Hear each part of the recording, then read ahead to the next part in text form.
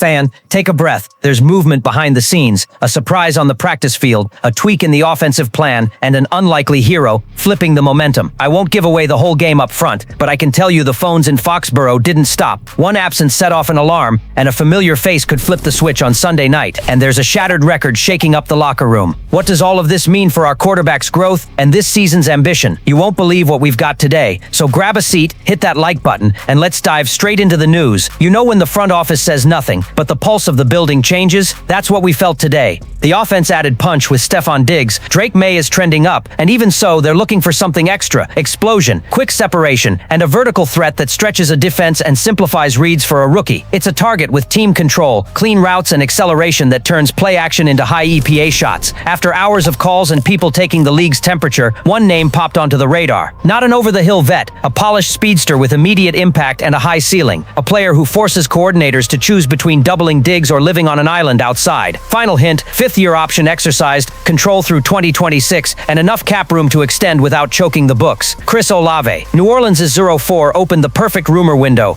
No one in Metairie hung a for sale sign, but calls are happening and rivals are monitoring. Why? 3 layers. First, the contract. With the fifth-year option, a buyer gets 2 seasons of security, a rare luxury for a young star. Second, a real market. There's league-wide interest, with columns even citing Kansas City, which would crank up the price if the Saints admit they'll listen. Third, context. The bad start fuels talk about the future of that receiver room if the losing streak lingers. On Foxborough's side, the philosophy with Mike Vrabel and Josh McDaniels is clear. Calculated aggression. There's cap flexibility, estimates near the mid-50s in space, to absorb a deal and even extend on healthy terms. And there's precedent. Diggs arrived in March and already stacked a 100-plus yard game, proof the passing engine purrs when you add separators. Now to the mechanics. The starting point sits in first-round territory. 2 frameworks are floating. A base package with a 2026 first plus a conditional 2025 pick tied to snaps/receptions, or a protected model with a 2026 second that escalates to a first with production or playoff triggers. A roster sweetener, a young low-cap player could balance numbers. Remember, nothing official. This is market thermometer, not an offer on the table. On the field, the logic is crystal. Olave as an XZ in motion forces the safety's hand.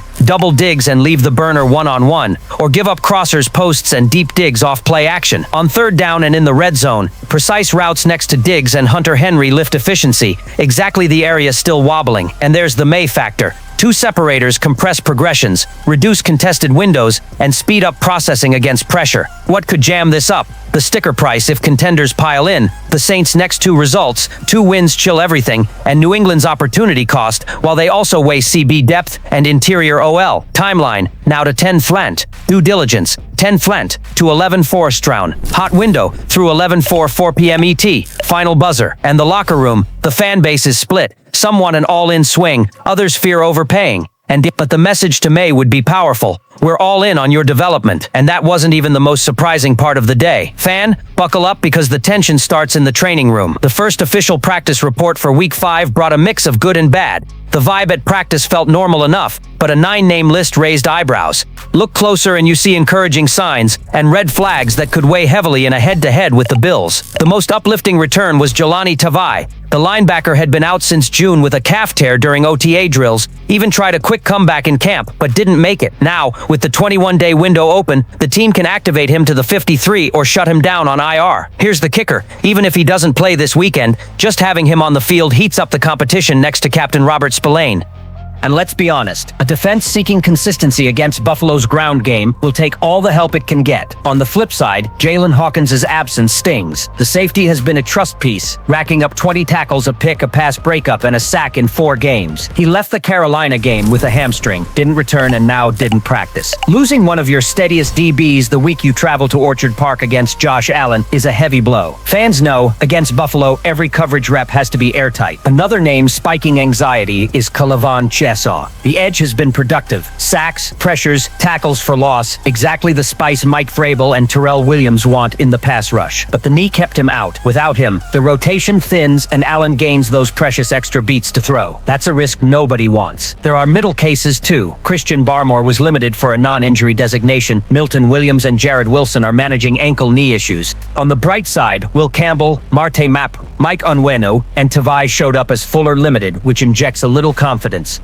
And it's not just Foxborough dealing with bumps and bruises. Buffalo listed 5 players, including Dorian Williams out with a knee and Matt Milano limited. Yes, that Milano, a terror against the run, might not be 100. Ed Oliver and Spencer Brown limited as well, and the Bills limp into critical spots. OL protection and linebacker. Translation: if New England is healthy enough to exploit those cracks, the game change it. The message is clear. This week is about more than scheme. It's about who actually suits up Sunday. As the fan base wavers between nerves and hope, one truth stands: the war of injury reports is already underway.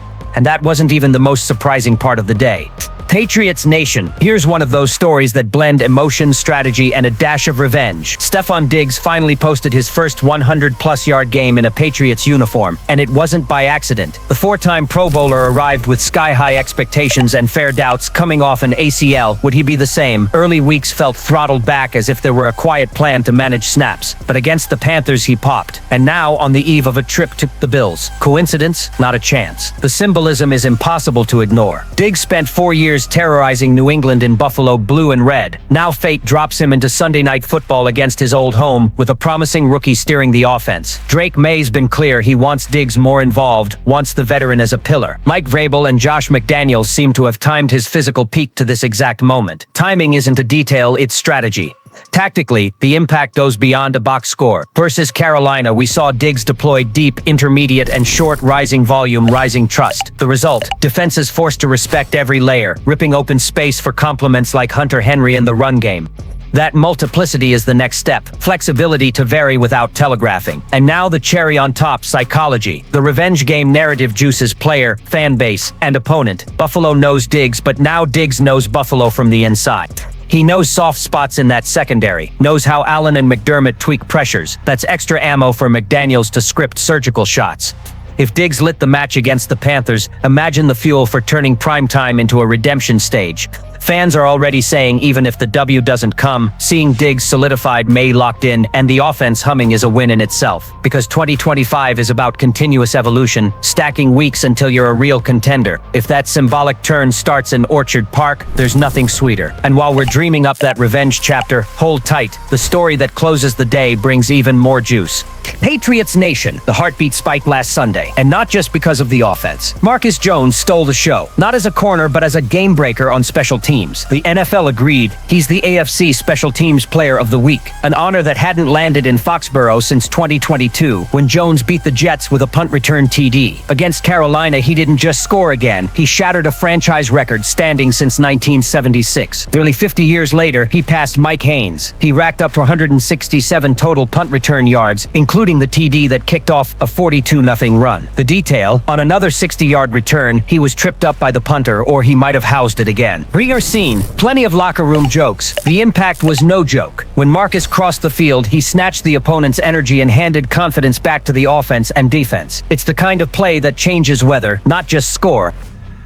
Strategically, it runs deeper. On a rebuilding team where every edge matters to set May up for success, dominant special teams means short fields, rhythm, belief. Jones praised blockers for opening lanes, and Christian Gonzalez nailed it. He's a playmaker, everybody knows it. In a division where field position decides games against Buffalo and Miami, that weapon becomes a separator. The weekly award is symbolic, but it's also a message. Vrabel nailed it, handing Jones the captain's patch. He leads by example, turns effort into results, and shows New England still carries that old ST flame. For fans, it's proof the new core has a competitive DNA. And when you see a return break a near half-century record, it feels like something special is building. We close a cycle of headlines that touch the future, the present, and even a glorious past. But before we wrap, here's the thought. Are we witnessing the start of a phase where defense, offense, and special teams finally align to push the Patriots back to the top? Patriots Nation, what a day. From the phone calls about an explosive addition to the return of key pieces, with the injury alarm still blinking, we watched a plan take shape, fast-track Drake May with Diggs peaking, exploit Buffalo's soft spots, and keep the special teams flame burning with a historic Marcus Jones. The message is clear: smart aggression. Would you go all in for a wide receiver under control through 2026, or prioritize depth at CBOL right now? Drop your take below. If you enjoyed this, smash like, subscribe, ring the bell, and share it with that Pats fan friend. Tomorrow, we're back. We are New England, always.